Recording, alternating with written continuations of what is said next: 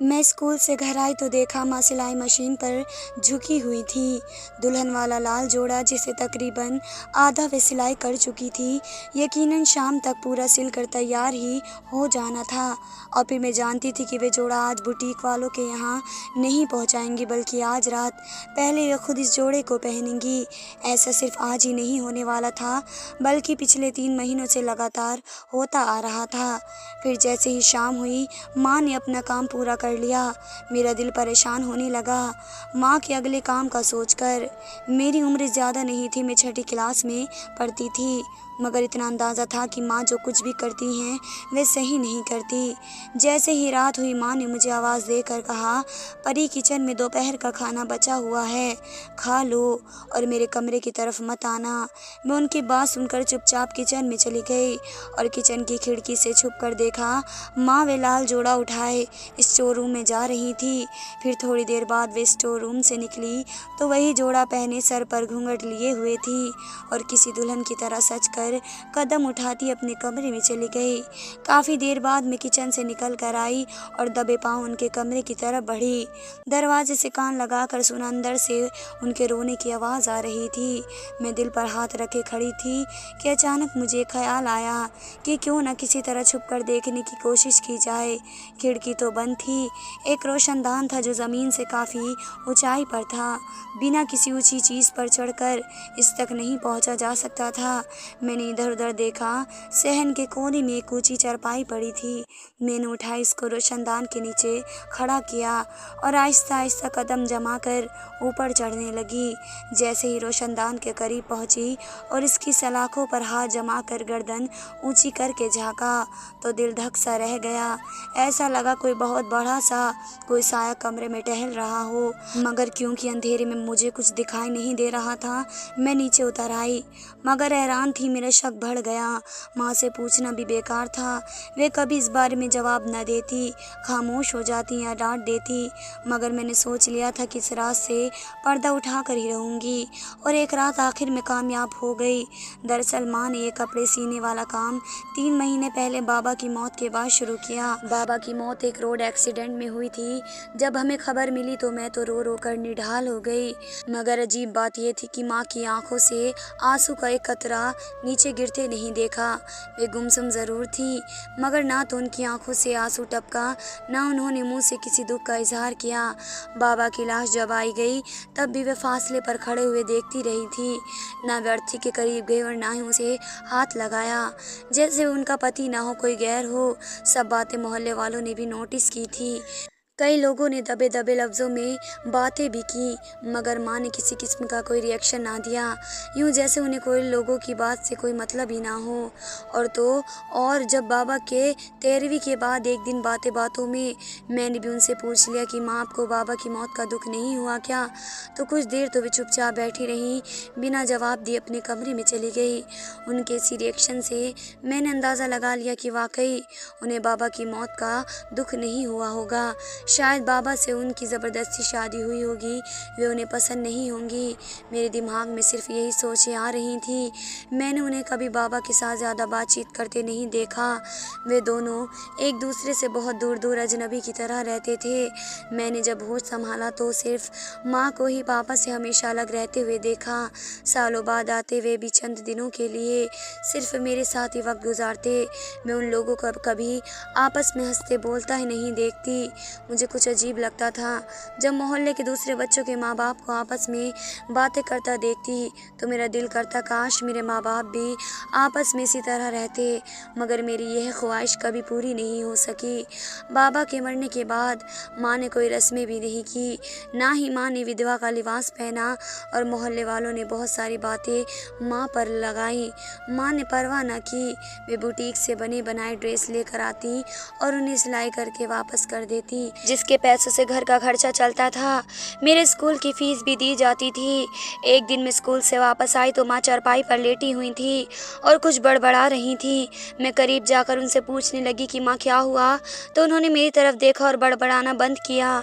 यूँ लगता था जैसे वे किसी और ही दुनिया में पहुँची हुई हों, जहाँ उनको मेरी आवाज़ सुनाई न दे रही हो।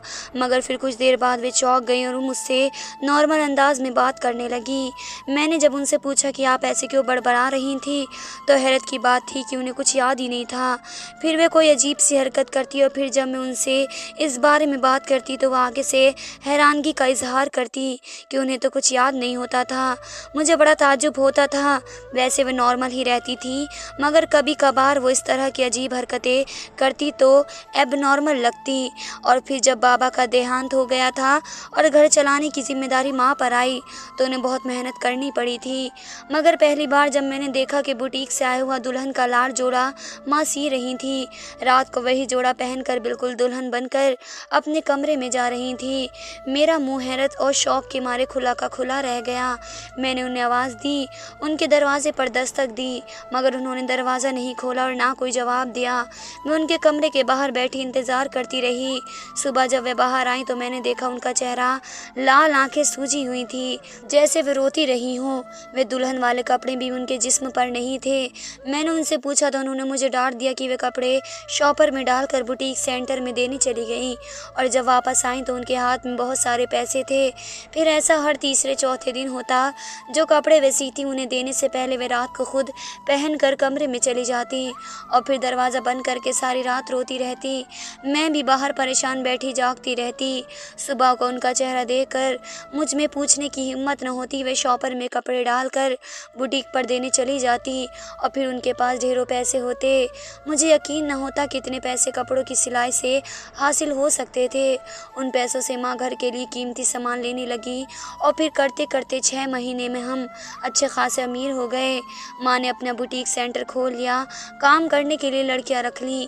अब मैं रोज़ रात को देखती माँ अपने बुटीक से दुल्हन वाला ड्रेस निकालती और पहनकर अपने कमरे में चली जाती। मैं बाहर शक में गिरफ्तार इधर उधर टक्कर खाती रहती। एक रात मुझे ख्याल आया क्यों ना मैं भी ये सब करके देखूं। इसलिए अगली रात माँ किचन में काम करने में बिजी थी तो मैं उनके बुटीक में चुपके से जाकर एक लाल रंग का लहंगा चोली उठा लिया और इसे पहनकर माँ के कमरे में चली गई और लाइट भी ऑफ कर दी। मेरा दिल धक धक कर रहा था। मुझे इस रात अंधेरे में नजर आने वाला वे साया याद आने लगा तो मैं डर कर उठने ही वाली थी कि अचानक दरवाज़ा खुला और आने वाले शख्स को देखकर मेरे रोंगटे खड़े हो गए और मैं खौफ के मारे बेहोश हो गई। वे पता नहीं कौन थे। जब मुझे होश आया तो मैं अपने कमरे में लेटी हुई थी। माँ मेरे सिरहाने बैठी हुई थी। मुझे एकदम वो रात वाला मंजर याद आया और मैं दहशत में हो गई और उठ बैठी। माँ ने मुझे रोकने की कोशिश की और कहा, लेट जाओ, तुम्हारी तबीयत ठीक नहीं है। मगर मुझे तो माँ से डर लग रहा था। मैं उनकी बात अनसुनी करते भागकर घर से बाहर निकल आई। लोगों की बातें याद आने लगी जो वे कहते थे कि तुम्हारी माँ गलत काम करती हैं, तब इतना पैसा आ रहा है इनके पास। मेरे दिमाग में रह रह कर यही ख्याल आ रहा था, क्या मेरी माँ खुद को बेचकर इतना पैसा हासिल कर रही थी। मैं रोते हुए चली जा रही थी कि अचानक सड़क पर एक आदमी मेरे सामने आ गया। मेरी जब उस पर नज़र पड़ी तो मैंने डर के मारे मुंह पर हाथ रख लिया और दूसरी तरफ पलट कर भागी। वे शख्स भी मेरे पीछे भागा। परी, मेरी बात सुनो। मुझे पीछे से आवाज़ आ रही थी मगर मैं रुकी नहीं। भागते भागते मैं सड़क पर गिर गई और फिर मुझे होश न रहा।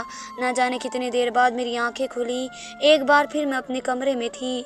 माँ मेरा हाथ पकड़े बैठी रो रही थी। मेरा हाथ छुड़ा कर उठने की कोशिश की मगर माँ ने मेरा हाथ और मजबूती से पकड़ लिया और मिन्नतें करने लगी, मैं तुम्हें सब कुछ सच बताना चाहती हूँ परी, मुझे छोड़कर मत जाओ। मैंने चिल्लाकर कहा, माँ मुझे बताओ ये आदमी कौन है जो पहले तुम्हारे कमरे में था और कल मैंने सड़क पर देखा। वे मेरे माँ ने सर हिलाकर कहा, परी मैं तुम्हें सब बता रही हूँ लेकिन इसके लिए तुम्हें मेरी पूरी बात सुननी पड़ेगी। माँ ने मेरी बाजू से पकड़कर मुझे रोका और अपनी कहानी सुनाने लगी। मैं 14 साल की थी जब अपनी सहेलियों के साथ एक दिन स्कूल से वापस आ रही थी कि रास्ते में भीख मांगते एक फ़कीर पर नज़र पड़ी। हम सहेलियों की आदत थी कि कोई भी फ़कीर नज़र आता तो हम इसको तंग करके मज़े लेते। इस दिन भी ऐसा ही हुआ। हमने हंसी मजाक करते रास्ते पर पड़े छोटे छोटे पत्थर उठाकर उसकी तरफ फेंकने शुरू कर दिए। वह फ़कीर हमें बहुत मना करता था मगर हमने पत्थर मारना और हंसना बंद ना किया क्योंकि वे फ़कीर बेचारा लंगड़ा था, इसलिए तेज़ चल भी नहीं पा रहा था। हमारी तरफ से फेंके गए पत्थर में से एक पत्थर उसके सर पर ज़ोर से लग चुका और खून बहने लगा तो हम सब घबरा कर रह गए। इस फ़कीर ने सर पर हाथ रखकर बहुत गुस्से से हमें देखते हुए कहा, तुम सब लड़कियाँ सारी ज़िंदगी तड़पोगी, कभी सुहागन बनना तुम लोगों को नसीब नहीं होगा, ये मेरी बद्दुआ है। वे फ़कीर तो वे कहकर वहाँ से चल दिया मगर मेरी सारी सहेलियाँ परेशान हो गई और कहने लगी हमने गलत किया है, अगर इस फ़कीर की बद्दुआ हमें लग गई तो फिर क्या होगा। मैं उन सब के इस तरह डरने पर मजाक उड़ाने लगी क्योंकि मुझे उन फ़कीरों की दुआ बद्दुआ पर यकीन न था। खैर कुछ दिन तो मेरी सहेलियाँ इस वाक्य को याद करती रहीं मगर फिर भूल गईं। वह फ़कीर फिर कभी हमें नज़र नहीं आया। वक्त गुजरता रहा। हम सब सहेलियों ने स्कूल की पढ़ाई ख़त्म कर दी और अपने अपने घरों में बैठ गई। एक दूसरे से मिलना जुलना भी ना रहा। मेरा पहला रिश्ता हमारे दूर के एक रिश्तेदार का आया जो हमारे ही गांव में रहते थे। लड़का फौज में नौकरी करता था, काफ़ी खुश शक्ल था। माँ बाबा सीमित में ही बहुत खुश थे। जल्दी शादी की तारीख रख दी गई और फिर मैं विदा होकर ससुराल आ गई। शादी वाली रात में बड़े अरमान के लिए अपने पति का इंतज़ार कर रही थी। वो जैसे ही कमरे में आया मेरा दिल धड़कने लगा। जब वे मेरे पास पलंग पर बैठे तो मैंने नज़र उठा कर देखा। इसके चेहरे पर मुस्कुराहट थी, मेरी तरह वह भी बहुत खुश लग रहा था। मैंने फ़ौरन नज़रें झुका ली और इसके बोलने का इंतज़ार करने लगी मगर मुझे अपने पति की आवाज़ सुनना नसीब न हुआ। बैठे बैठे वो अचानक दिल पर हाथ रख कर पलंग पर गिर गया। मेरे तो हाथ पांव फूल गए। मैंने फ़ौरन चिल्लाना शुरू कर दिया। इसके घर वाले और घर में मौजूद मेहमान सब कमरे में इकट्ठे हो गए। डॉक्टर को बुला लिया गया मगर मेरा पति मर गया था। पूरा गांव जवान मौत पर गमज़दा था। मेरी हालत बहुत ख़राब थी। मुझे दौड़े पड़ने लगे। 12 साल इस गम को झेल कर कुछ वक्त बाद नॉर्मल हो गई मगर ये वाक़या मैं कभी भुला नहीं पाई। माँ बाबा ने एक बार फिर मेरी शादी के लिए कोशिश शुरू कर दी और इस बार थोड़ी मुश्किल हुई रिश्ता मिलने में। जो कि विधवा थी, रिश्ता मिलना मगर लड़का कम पढ़ा हुआ था, किसी कारखाने में नौकरी करता था, शक्ल और सूरत भी नॉर्मल थी। मेरे माँ बाप ने इस रिश्ते को भी गनीमत समझा और दूसरी बार मेरी शादी तय कर दी गई। मगर इस बार मैं न जाने क्यों डरी हुई थी क्योंकि मेरे पहले पति के मरने पर नीलू अफसोस करने मेरे पास आई थी तो उसकी बातों बातों में कहा, मीना ये कहीं उसी फ़कीर की बद्दुआ का असर तो नहीं। नीलू ने भी हमारे साथ शामिल थी उस वक्त जब हमने उस फ़कीर पर पत्थर फेंके थे। रीना की इस बात पर मेरे दिलो दिमाग को झंझोर कर रख दिया। कभी लगता कि शायद उसी फ़कीर की बद्दुआ का असर होगा मगर कभी सोचती कि नहीं, ये महज एक इत्तेफाक भी हो सकता है। बहरहाल दूसरी बार मेरा दिल घबराया हुआ था मगर इस बार भी वही हुआ। मेरा पति शादी के बाद जैसे ही कमरे में आया फ़ौरन गिर कर तड़पने लगा। जब तक अस्पताल ले जाया गया तब तक वह मर चुका था। डॉक्टर इसके किसी भी मरज़ की जाँच नहीं कर सके मगर दूसरी बार के इस वाक़ये ने गाँव में हलचल मचा दी थी। औरतें मेरे बारे में बातें करने लगी कि ये मनहूस है, 2 पति खा गई, अब कोई इससे शादी करने की गलती ना करे। पूरे गांव में मेरी सहेलियां ही थी जो इस बात पर यकीन रखती थी कि मैं कोई मनहूस वगैरह नहीं हूँ, ये किसी फ़कीर की बद्दुआ का नतीजा है। अजीब बात थी कि अभी तक किसी की सहेली की शादी नहीं हो सकी थी क्योंकि किसी की कहीं बात ही नहीं बन रही थी, जबकि मैं 2 बार विधवा हो चुकी थी। दूसरी बार के बाद मुझे भी फ़कीर की इस बद्दुआ का यकीन हो गया। मैंने रोते हुए माँ बाबा को ये बात बता दी। बाबा ने इस फ़कीर को ढूंढने की बहुत कोशिश की ताकि इससे माफ़ी मांगी जा सके मगर वे नहीं मिला। मेरे लिए गाँव में रिश्ते अब ख़त्म हो चुके थे। माँ बाबा ने तमाम जानने वालों की मन्नतें की कि वे मेरा रिश्ता स्वीकार करने के लिए तैयार हो जाएं मगर सब डर कर पीछे हट गए। बाबा का एक दोस्त था जो फैमिली समेत किसी शहर में रहकर मजदूरी करता था। बाबा ने तमाम वाक़ये के बारे में उसे बताया तो उसने इसी लोगों की गलत सोच करार दी और अपनी बेटी के लिए मेरा रिश्ता मांग लिया। बाबा माँ तो बहुत ही खुश हो गए मगर मेरा बुरा हाल था। जो शादी के दिन करीब आ रहे थे मेरी हालत ख़राब हो रही थी। माँ बाबा मुझे तसल्ली देते कि अब की बार ऐसा कुछ नहीं होगा मगर मेरे दिल में वहम बैठ चुका था। मैं तीसरी बार भी दुल्हन बनी मगर इस बार मेरी किस्मत में सुहागन रहना नहीं लिखा था। जब बारात शहर से गांव मुझे लेने आ रही थी तो दूल्हे की गाड़ी का एक्सीडेंट हो गया और दूल्हे की मौके पर ही मौत हो गई। माँ इस सदमे को बर्दाश्त न कर सकी। तीसरी बार बेटी के विधवा होने का गम उन्हें ले गया। बाबा भी सख्त दुखी थे। मेरी हालत तो पागलों जैसी थी मगर बड़ी हिम्मत थी लड़के वालों की जिन्होंने सब्र और हौसले के साथ ना सिर्फ अपनी जवान बेटी की मौत का गम सहा बल्कि दूसरों की तरह मुझे ना तो मनहूस करार दिया, ना मेरे माँ बाप को बुरा भला तरह कहा, बल्कि उल्टा वो लोग मुझे और बाबा को संभाल रहे थे। उन्होंने ना सिर्फ संभाला बल्कि हमें शहर भी ले आए, क्योंकि गांव वालों की बातों की वजह से हमारा वहाँ रहना दुश्वार हो गया। शहर में हम कुछ वक्त उनके साथ रहे, फिर बाबा ने किराए पर एक मकान ढूंढ लिया और एक जगह उन्हें नौकरी भी मिल गई। बाबा काम पर जाते, मैं सारा दिन घर में अकेली और उदास रहती। तो उन्होंने एक दिन कहा, मीना, मैं तुम्हारी किसी सिलाई कढ़ाई वाले सेंटर में दाखिला करवा देता हूँ। तुम्हारा टाइम भी पास हो जाएगा और डिप्रेशन भी कुछ कम हो जाएगा। मैं फ़ौरन बाबा की बात मान गई। हमारे घर से 10 मिनट की दूरी पर एक सिलाई कढ़ाई वाला सेंटर था।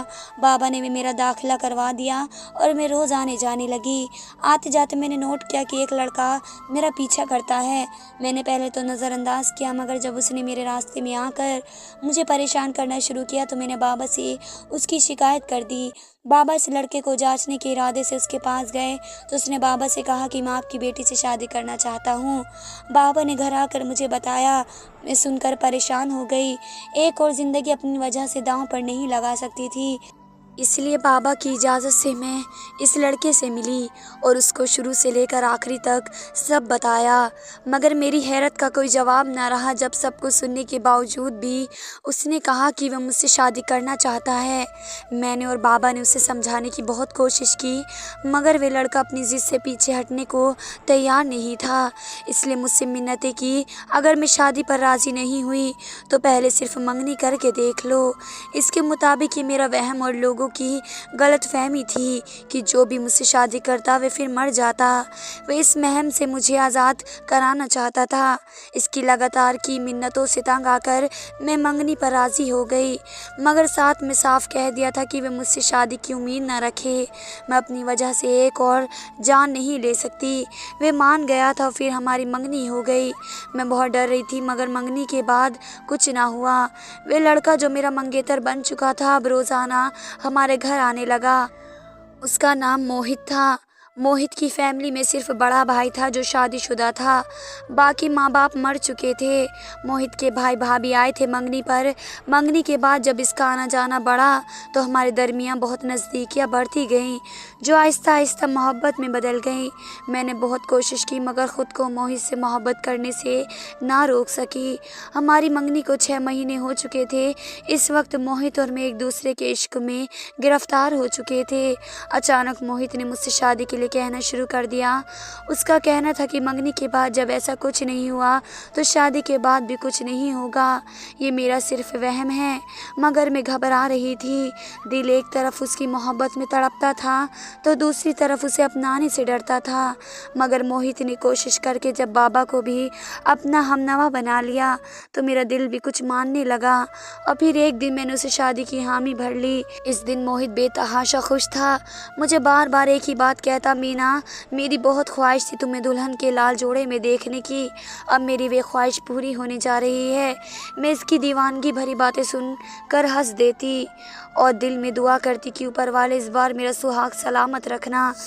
हमारी शादी से एक दिन पहले मुझे गांव से खबर मिली कि मेरी सहेली नीलू और काजल की शादी वाले दिन उनके पति मर गए और दोनों ने खुदकुशी कर ली।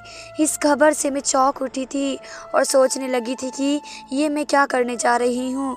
मोहित जैसा इंसान जो मेरा इश्क है, उसे मौत के मुंह में धकेलने जा रही हूँ। मैंने इसी वक्त मोहित से शादी करने से मना कर दिया।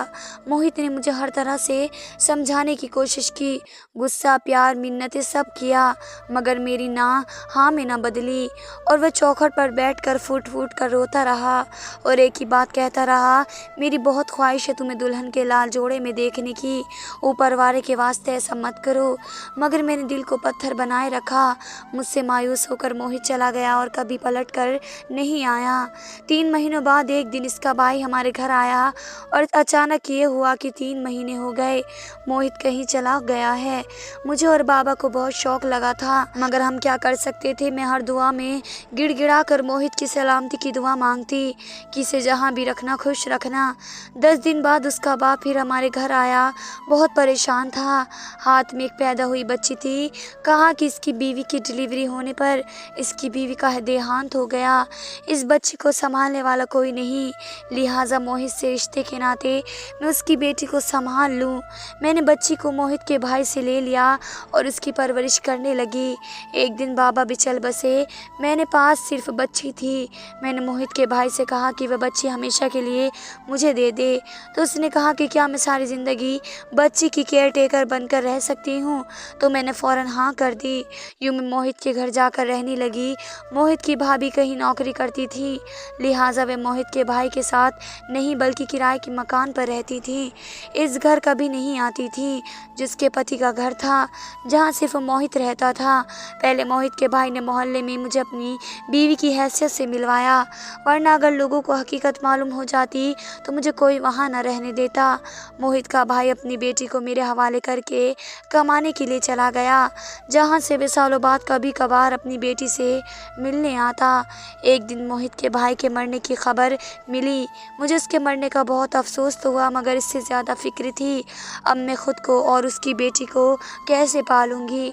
मगर सिलाई कढ़ाई तो मुझे आती थी, इसलिए यही काम शुरू कर दिया मैं। क्योंकि मोहित के भाई की बीवी नहीं थी, लिहाजा उसके मरने के बाद इसलिए मैंने सारी रस्में भी नहीं की। मैं हमेशा दिन को घर के काम करती, बच्ची संभालती, रात को तन्हाई में मोहित को याद करके रोती, इसके आने की दुआएं मांगती। मैं रहती भी इसी कमरे में थी जो मोहित का था। एक रात गर्मी की वजह से मैं कमरे से बाहर सोई। सुबह जब कमरे में किसी काम से गई तो ऐसा महसूस हुआ जैसे रात को यहाँ कोई आया था। कमरे का एक छोटा सा दरवाज़ा था जो बाहर गली की तरफ खुलता था। इसी रात वे खुला रह गया था। जो भी था इसी दरवाजे से अंदर आया था। पहले मुझे लगा शायद चोर होगा, मगर हर चीज़ सलामत थी। फिर कुछ ऐसे सबूत मिले जिससे यकीन हुआ कि इस रात कमरे में मोहित ही आया था। 16 साल बाद इसके आने की निशानियाँ पाकर मैं पागल उठी। मोहित मुझसे बहुत नाराज़ और मायूस हो गया था। 16 साल से यही पछतावा मुझे चैन नहीं लेने दे रहा था। मोहित की ख्वाहिश थी कि मुझे दुल्हन बने देखे, इसलिए मैं हर रात लाल जोड़ा पहनकर इसके कमरे में बैठकर इसका इंतज़ार करती, मगर वह नहीं आया। उस रात के बाद मैं सारी रात रोती रहती। फिर एक बार वह आया, मगर बदकिस्मती से उस रात मेरी जगह तुम जाकर बैठ गई। तुम्हारी चीख सुनकर मैं जैसे कमरे में गई तब मैंने उसकी एक झलक देखी। तब वह कमरे से भाग रहा था। इतना कहकर माँ गहरे गहरे सांस लेने लगी, जैसे सांस लेने में मुश्किल हो रही हो। मेरी आंखों से आंसू गिरने लगे। माँ की दर्द भरी कहानी सुनकर मैंने रोते हुए पूछा, माँ वे बच्ची मैं ही हूँ ना जिसको आपने पाला था?